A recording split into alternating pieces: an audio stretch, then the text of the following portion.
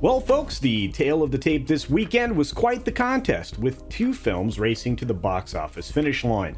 To start with, we have Sony's attempt at supercharging the gaming world into cinema with Gran Turismo. And on the other hand, we have the ever-glamorous, man-hating, and perplexingly lucrative Barbie. It seems right now like we may have an actual winner. Let's jump in. Here we go.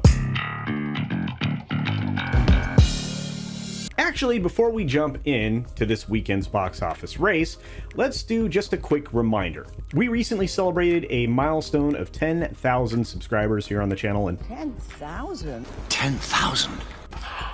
That's amazing. That's amazing news. To you all, thank you. Thank you so very much.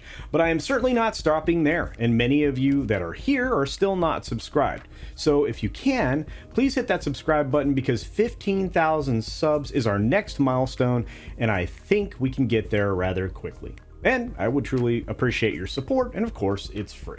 And with that out of the way, let's get going. Now, this was far from a high-octane showdown this weekend with Barbie, which is now well into its theatrical run. It's been around for a long time. Gran Turismo roared into theaters with only $17.3 million domestic. That's not exactly a breathtaking start for a film that hitched its wagon to the star of a popular video game. And yet, something strange is happening here. People are actually discovering this film and finding out that it isn't a lame game adaptation. Every audience is coming out shocked. This has landed the film with a great cinema score, an A, which is kind of rare. That will certainly turbo boost the film's fortunes in the future, or at least make it seem less like a financial dud, which is kind of, despite, being in first place for now, kind of seems like it. The Neil Blomkamp racing extravaganza was initially set to hit the road back on August 11th.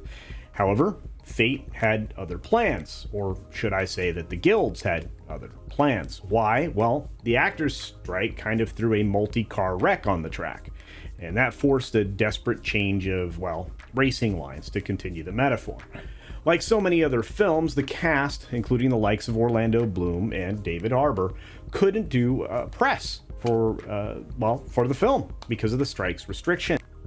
The studio resorted to a whole host of sneak previews and fan screenings to try to build some semblance of hype and buzz before the grand unveiling on August 25th. In fact, as you know, I saw this film a day early and put my review up on the channel. If you want to see it, it's right there. I also have a documentary or mini documentary coming out on the film, which may actually be out today. It would also be fair to say that the drama within the film, and obviously the drama going around outside of it, along with some strange push that was done by all these fan screenings, had, the desired effect. Gran Turismo's opening number got a little juiced up with a generous 3.9 million from those early sneaks, and this isn't Hollywood's first rodeo when it comes to strikes, so they know how to kind of move things around and artificially inflate opening week numbers. But this time, it wasn't just a formality. Those sneak peeks really had some serious torque, and honestly, it may have kept this film from simply spinning its wheels on opening weekend proper. I'm really diving into this metaphor, aren't I? Anyway, it seems that Barbie, the reigning champion right now, still has plenty of fuel left in the tank, much to my chagrin, of course, because I just really don't like the film. It's in its sixth weekend right now, and the unshakable doll amassed an estimated 594.9 million domestically in total, which is a huge number, just shy of 600 million. Saturday estimates showed Barbie cruising to about 15.7 million in the 3,700 locations that it's still in, but things looked a bit different come Sunday morning. Warner Brothers found a faster path around the track and pushed their number to a slightly less disappointing $17.1 million winner, which left Barbie in a closely fought second place. Of course, none of that is official as of right now, even as we sit here today. We'll have to wait till later on, Monday, today, for the actuals before declaring an official victory. I'm not sure it's going to change all that much, but, those official numbers will show up late today. We also have to consider the dust has yet to settle from Sunday's National Cinema Day. A lot of people don't even know about that. This put ticket prices plummeting to a mere $4 across the land here in the United States, and I think Canada as well. That alone obviously could shift the box office substantially, with all sorts of unpredictable outcomes, because it's not in line with any of the normal models when we do these kinds of, well, algorithmic predictions. Unfortunately, even on the global stage, Gran Turismo opened wide through 61 markets, amassing a very sluggish 36.5 million in total, while the unyielding Barbie brought in another 18.2 million from 75 markets, and that brings the overseas tally for that film up to 745.5 million. So that's putting it, well, at a huge number, 1.34 billion, which unfortunately makes it the biggest film of the year and really bums me out.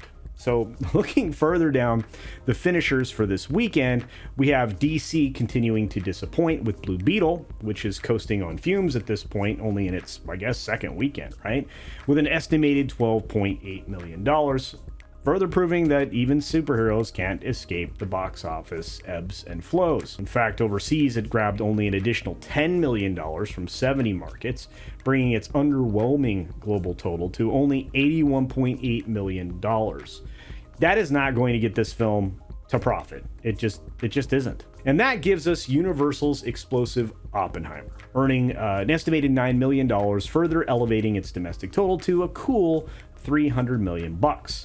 A milestone worth celebrating, as it surpassed Christopher Nolan's Inception at the box office, falling only behind The Dark Knight and The Dark Knight Rises. And, well, that's saying something, maybe. Though we really do have to ignore Bidenflation that has made a mess of comparing oranges to oranges, because we don't really have that anymore. Overseas, though, Oppenheimer isn't letting up either. It's racked up huge numbers. It got another $29.1 million for a foreign total of $477.1 million. That's pretty impressive. And it actually is ahead of The Dark Knight on the global haul. Overall, you're looking at $777.1 million. So Nolan may be ready for his own victory lap on that news. And you couldn't blame him. I mean, they really didn't think Oppenheimer would do this well. And with summer obviously hurtling toward its finish line, we have indie contenders that have been rolling along as well. You have Lionsgate and Roadside Attractions bringing out a film called Retribution, which was starring Liam Neeson. It fell into 8th place on its open with only 3.3 million. Neeson continues to be doing his best Nicolas Cage impression right now, doling out loads of marginal films. I wonder just how much debt he has. And of course, Retribution scored that lovely C Cinema score. I guess not everybody can stay an A-lister. Meanwhile, you have Briarcliff Open Road's film The Hill, which is featuring Dennis Quaid. That clocked into an estimated 2.5 million. Not exactly great, but again, not a film you probably heard of. Bleecker Street's specialty film Golda with Helen Mirren, Midnight's Edge's own Helen Mirren, starring as the former Prime Minister, Golda Meir. Mayor? I forget how to say her name, but it got about $2 million, proving that when the competition is fierce, there's still room for some compelling stories on the screen. Obviously, a biopic that will be somewhat interesting to people. Over at the specialty box office, we have MGM and Amazon's teen sex comedy Bottoms, directed by Emma Sleigman. I don't know how they could call it impressive. 10 locations total. They averaged for the weekend $51,600 at each of those locations, which, well, that's not great.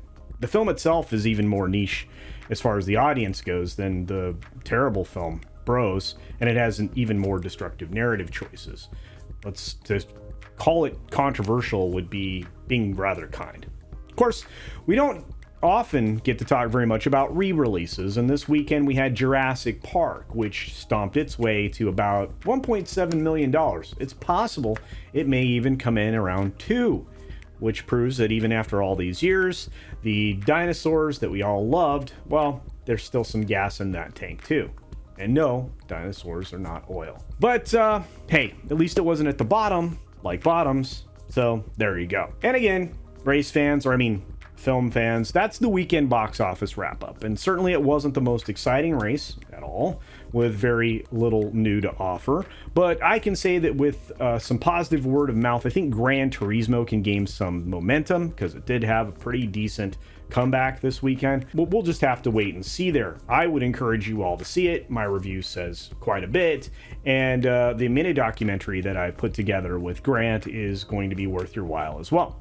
And that leaves us here with a few questions. With a recent shakeup in theatrical releases, schedules once again are a hot mess. Are there any films left this year that you want to see? I don't think there's going to be many that people are going to jump up and down for. Have you seen any films I mentioned here today? Many of you go to the theater regularly, and I'd like to hear your thoughts there. And finally, what hope do you have for cinemas to survive the upcoming drought in content? I'm kind of concerned now. I really want cinemas to survive, and there's a chance some small regional chains won't this time around. Anyway, feel free to give me your ideas down there in the comments section below. Hopefully we can have a conversation there. I do try to get to comments when I can, and I like being able to see what your guys' feedback is, so I would truly appreciate it. And with that, be sure to take care of yourself. Of course, take care of others, and until next time, see ya!